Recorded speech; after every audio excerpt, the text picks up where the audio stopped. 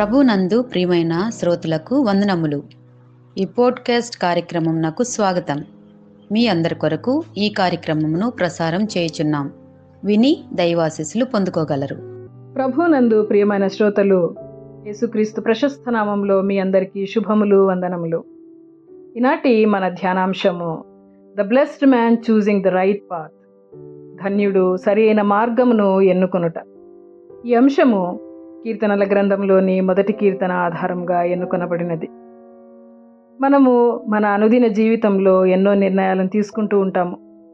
అందులో కొన్ని ఏం ధరించాలి లేదా ఏం తినాలి అని, కానీ మరికొన్ని నిర్ణయాలు మన జీవిత దిశను మార్చేవిగా ఉంటాయి.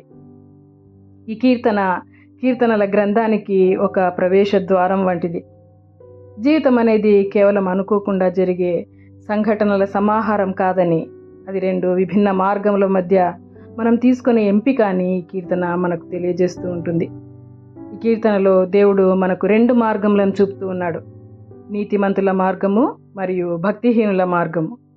ప్రతి వ్యక్తి ఈ రెండు మార్గములలో ఏదో ఒక దానిపై నడుస్తూ ఉన్నారు మరియు మన నిర్ణయాలు మన గమ్యాన్ని నిర్ణయిస్తూ ఉంటాయి.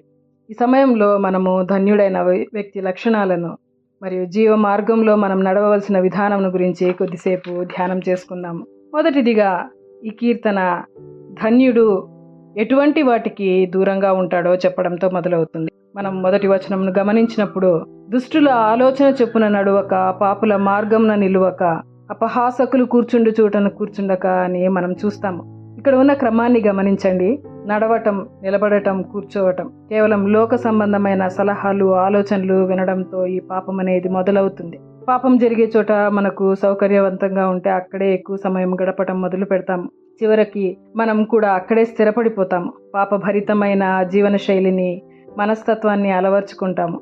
ధన్యకరమైన జీవితము వివేచనతో మొదలవుతుంది. అందుకే పౌలు భక్తుడు అంటాడు కొరింథీ సంఘానికి రాస్తూ, దుష్ట సాంగత్యము మంచి నడవడిని చెరుపును అని. అట్లే మరి సామెతల గ్రంథంలో చూస్తాము, భక్తిహీనుల త్రోవను చేరకుము, దుష్టుల మార్గమున నడవకుము, దాని యందు ప్రవేశింపక తొలగిపోము అని మనము అక్కడ దేవుని వాక్యమును గమనించగలం. ఆశీర్వాదం అనేది పాపం నుండి వేరుగా ఉండటంతో ప్రారంభమవుతుంది. ఇది జ్ఞానంతో కూడినటువంటి వివేచన. రెండవదిగా సరి అయిన మూలధనం యొక్క రహస్యము. కేవలం చెడు విషయాలకు దూరంగా ఉంటే సరిపోదు. మన జీవితం నుండి చెడు ప్రభావములను తొలగించి దాన్ని సత్యంతో నింపకపోతే మనం శూన్యంగానే ఉండిపోతాం.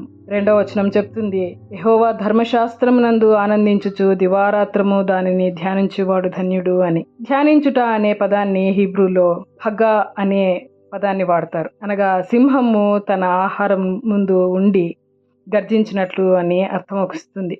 అంతేకాకుండా నెమరు వేసినట్లు అనే అర్థాన్ని కూడా అది ఇస్తుంది. అంటే అది ఒక ఆకలిని తెలియజేస్తుంది. దేవుని వాక్యంను మనస్ఫూర్తిగా ధ్యానించటం వల్ల మనము వాక్యంలో బలపడతాము. ఆ వాక్యము మన త్రోవలకు వెలుగై ఉండి మనకు మార్గాన్ని చూపిస్తుంది.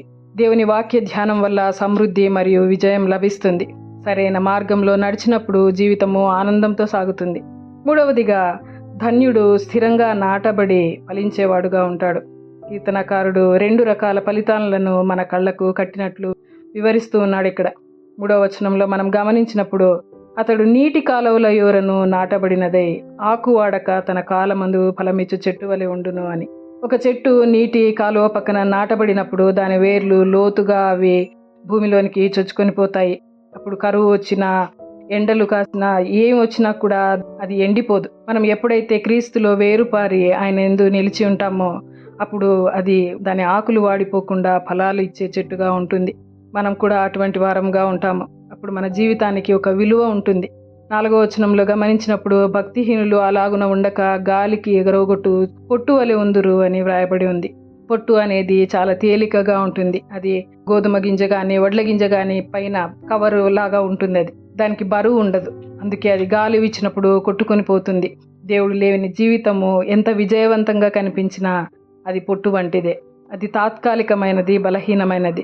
అది తీర్పు లేదా శోధన అనే గాలికి కొట్టుకుని పోయేది.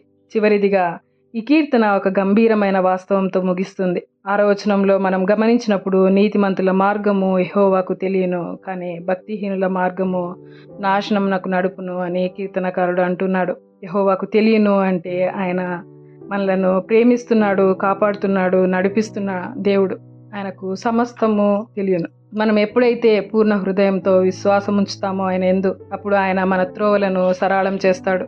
సరైన మార్గంను ఎంచుకోవడము దేవుని అంగీకారాన్ని, మార్గదర్శకత్వాన్ని, నిత్యత్వ భద్రతను ఇస్తుంది. ఈ కీర్తన ఒక స్పష్టమైన ఎంపికను మన ముందు ఉంచుతుంది. దీవెనకరమైన మార్గమా లేక నాశనకరమైన మార్గమా? ఎంపిక మనదే. రెండు మార్గాలలో ఒకేసారి నడవలేము. పాపభరితమైన జీవన శైలిని వదిలిపెట్టి దేవుని వాక్యంలో ఆనందించడం మొదలు పెడదాము. దేవుని సన్నిధిలో నాటబడిన వారంగా ఉందాం. ప్రార్థించుకుందాము.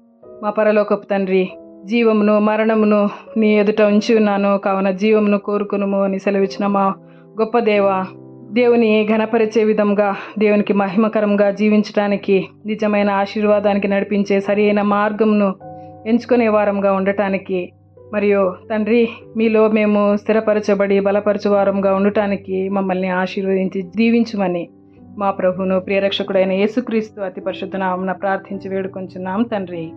ఆమేన్. ఈ కార్యక్రమమును గూర్చి మీ సలహాలు మరియు మీ ప్రార్థనా అవసరతల కొరకు మమ్మను సంప్రదించవలసిన మా ఫోన్ నంబర్ 9480585039 మరియు ఈమెయిల్ ఐడి info@fibaonline.org. మా ఫోన్ నంబర్ మరొకసారి 9480585039. Email ID info@fibaonline.org.